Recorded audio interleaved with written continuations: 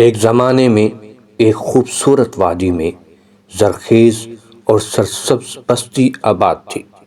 اس بستی کا نام ارس تھا، جس کے بیچوں بیچ ایک گہرا کنواں تھا۔ یہی کنواں ان کی زندگی کی علامت تھا۔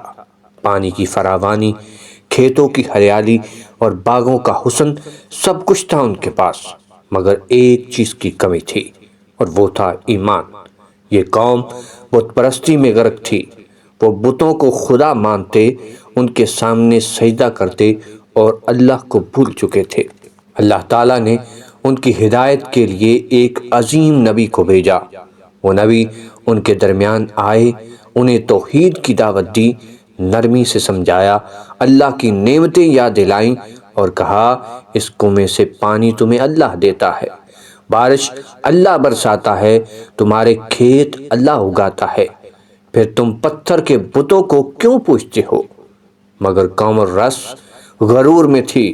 وہ بولے، ہم نے اپنے باپ دادا کو انہی معبودوں کے سامنے پایا، تم کون ہوتے ہو ہمیں روکنے والے؟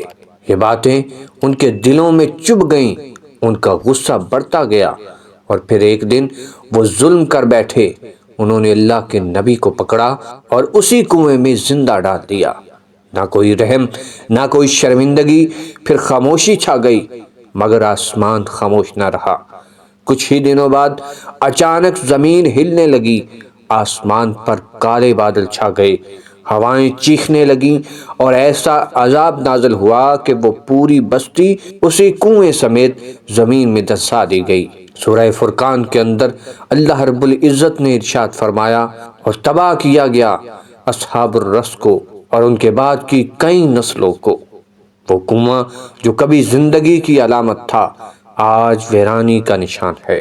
اصحاب الرس ہمیں یاد دلاتے ہیں کہ اللہ کی نبیوں کو جھٹلانا ایک قوم کی تباہی کا آغاز ہوتا ہے۔